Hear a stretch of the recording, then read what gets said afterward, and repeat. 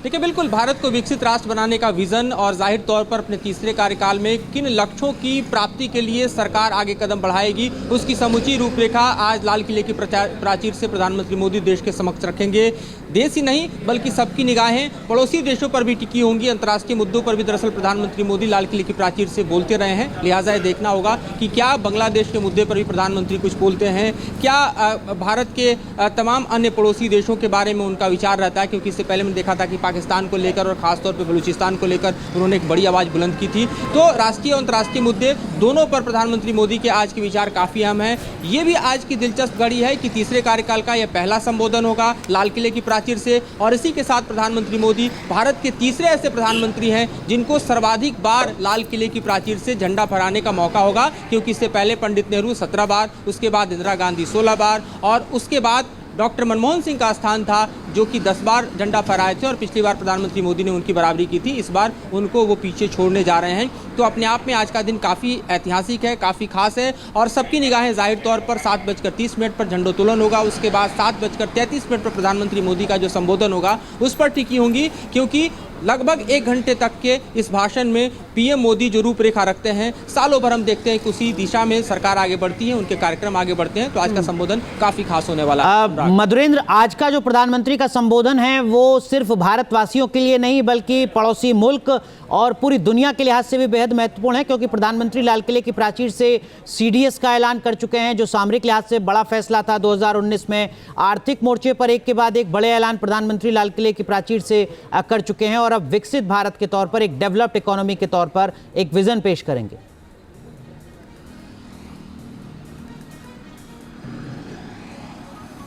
जी हाँ, बिल्कुल। देखिए, स्वच्छ भारत की बात हो, पूरे भारत के हर गांव को एक तरह से सड़क से जोड़ने की बात हो, बिजली के कनेक्शन से जोड़ने की बात हो, भारत के विकास में किस तरह से आम लोगों की हिस्सेदारी हो, भागीदारी हो, उसकी बात हो, सरकार का विजन किस तरह से जन जन को कनेक्ट करता है, महिलाओं को कनेक्ट करता है, उन लोगों को जो हाशिए पे खड़े हैं उन तक सरकार किस तरह से पहुँच रही है, अब तक की उपलब्धियाँ क्या रही हैं, भविष्य की योजनाएँ क्या रहेंगी, कार्यान्वयन का पूरा प्रस्ताव एक तरह से क्या रहेगा। उसके अलावा जाहिर तौर पर राष्ट्रीय से निकल कर अंतर्राष्ट्रीय मुद्दे पर जाएँ तो न सिर्फ पड़ोसी मुल्क बांग्लादेश, पाकिस्तान, बल्कि जाहिर तौर पर दुनिया में इस वक्त युद्ध की जो स्थिति है, चाहे इजराइल और ईरान के बीच संभावित युद्ध की स्थिति देखें या खुद रसिया यूक्रेन के बीच के युद्ध के मैदान में प्रधानमंत्री मोदी 24 तारीख को जाने वाले हैं, तो उसके पहले भी एक अहम संदेश हो सकता है यहाँ से दें, जो कि शांति का संदेश होगा, क्योंकि पीएम मोदी बार बार ये बोलते रहे हैं कि this is not an era of war. तो आज का संबोधन न सिर्फ भारत के लिए बल्कि दुनिया के लिए भी काफ़ी अहम है, काफ़ी महत्वपूर्ण है, क्योंकि यहाँ से जो बात कही जाएगी वो समूचे दुनिया में सुनी जाएगी और लाल किले की प्राचीर से जो कही जाती है उसको कर दिखाने की जिम्मेदारी भी प्रधानमंत्री मोदी और उनके सरकार के कंधों पर होती है। तो आज इसलिए भी ये महत्वपूर्ण काफी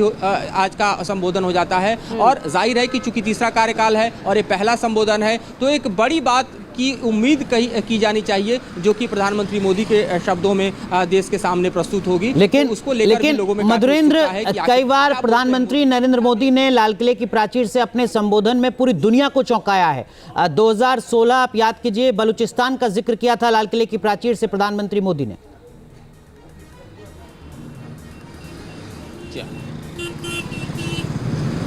बिल्कुल बिल्कुल, और वो जिक्र जो है वो काफ़ी अरसे तक जो है उसकी छाप रही। और आज भी देखिए कि बलूचिस्तान के लोगों से जब बात होती है, बलूचिस्तान के लोग जो आंदोलन में उतरते हैं तो वो कहते हैं इस बात को लेकर कि उनके साथ अगर कोई खड़ा है तो भारत खड़ा है और बलूचिस्तान की आज़ादी के साथ अगर किसी का संपूर्ण समर्थन है तो भारत का है। तो ये अपने आप में बतलाने के लिए काफ़ी है कि किस तरह से भारत जो है न सिर्फ अपनी दशा और दिशा बल्कि पड़ोसी मुल्कों की दशा और दिशा को भी निर्धारित करता है। और जाहिर तौर पर जो दुनिया में हम देखें कि बेस्ट प्रैक्टिसेस हैं, चाहे डेमोक्रेसी का हो, चाहे शांति का हो, चाहे व्यवस्था का हो, चाहे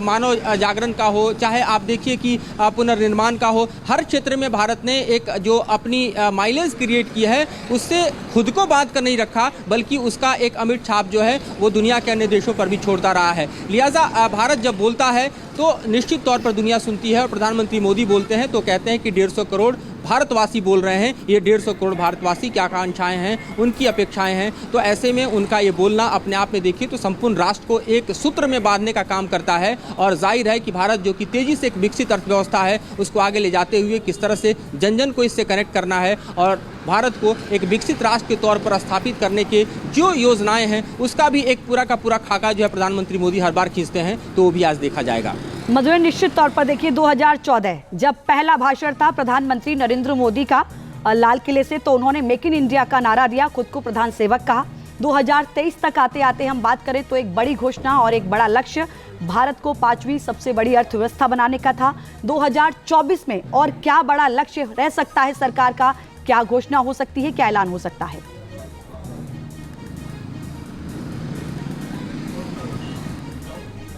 देखिए, लोगों की अपेक्षाएं जो हैं उस पर खरा उतरने की कोशिश प्रधानमंत्री के सामने है और इस सरकार के सामने एक चुनौती के तौर पर है। उसमें सबसे बड़ा विषय है रोजगार। किस तरह से रोजगार का सृजन हो, किस तरह से एमएसएमई और छोटे घरेलू उद्योग जो है उनको बढ़ावा दिया जाए, किस तरह से मैन्युफैक्चरिंग सेक्टर जो है उसको बूम आए। दूसरा सबसे बड़ा वर्ग जिसको संबोधित करने की कोशिश करेंगे प्रधानमंत्री, वो किसानों का होगा कि किसानों की आय को दुगुनी करने का जो लक्ष्य है उस पर सरकार आगे क्या करने जा रही है, किस तरह से किसानों को लाभान्वित करने की योजनाएं जो हैं वो आगे बढ़ेंगी। तीसरा बड़ा लक्ष्य जो है वो कहीं ना कहीं महिलाओं को लेकर है कि किस तरह से मातृशक्ति जो है वो भारत की ऊर्जा को और ज़्यादा संचारित करे और ज़्यादा उसमें अपने ऊर्जा को जो है वो संचार दे। तो जाहिर तौर पे जो महिलाएं हैं उनको लेकर जो सरकार की योजनाएं हैं उसकी भी बातें होंगी। 80 करोड़ लोगों को सरकार जो है अनाज दे रही है, खाने के लिए एक तरह से मुहैया करा रही है भोजन, उसके संदर्भ में भी उस वर्ग को भी संबोधित करने की बात होगी। एक और महत्वपूर्ण चीज़ देखा जाएगा, जो शेड्यूल कास्ट और शेड्यूल ट्राइब्स को लेकर जिस